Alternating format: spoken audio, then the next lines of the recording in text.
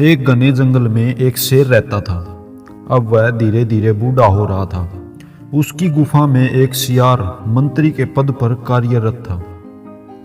शेर जो कुछ भी शिकार किया करता, उसका बचा हुआ भाग वह सियार को दे दिया करता था। सियार का यह मंत्री पद का मेहनता न हुआ करता था। एक दिन शेर को बहुत तेज भूख लगी थी। शेर ने सियार को अपने पास बुलाया और कहा, मंत्री मेरी बात ध्यान से सुनो। मैं बहुत भूखा हूँ, बहुत तेज भूख लगी है और धीरे धीरे मैं बूढ़ा भी हो रहा हूँ। आज मुझे बाहर जाकर शिकार करने की हिम्मत नहीं आ रही है। क्या तुम मेरे लिए आज गुफा में ही किसी प्राणी को लेकर आ सकते हो, जिसे मारकर मैं अपनी भूख मिटा सकूं और तुम्हारा हिस्सा तो तुम्हें मिल ही जाएगा।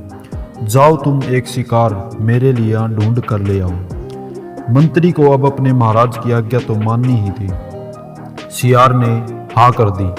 अब वह बाहर जंगल की ओर निकल गया। मन ही मन वह सोच रहा था कि शेर को वचन तो दे दिया, लेकिन ऐसा कौन सा जानवर होगा जो खुशी खुशी मरने के लिए तैयार हो जाएगा। शेर भी वैसे तो बड़ा राजा बना फिरता है, आज ऐसी मूर्खतापूर्ण बात पता नहीं क्यों कर रहा है।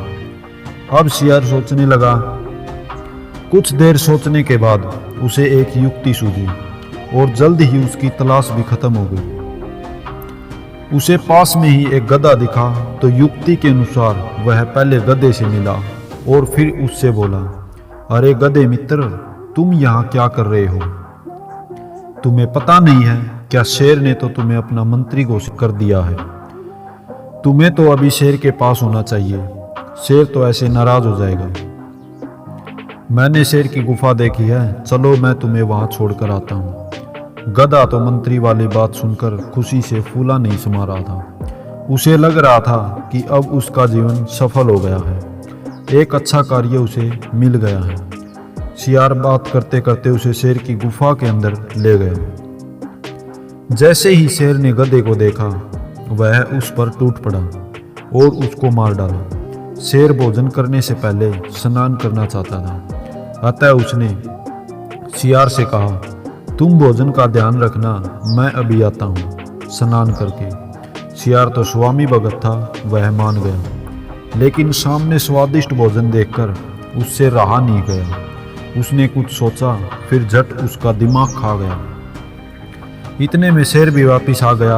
अब दोनों भोजन कर रहे थे तो सियार से शेर ने पूछा, इसका दिमाग कहाँ है? सियार बोला, महाराज आप भी कैसी बात कर रहे हैं? गधे का तो दिमाग होता ही नहीं है। यदि होता तो वह स्वयं ही यहाँ शिकार बनने के लिए यहाँ आपकी गुफा में क्यों आता?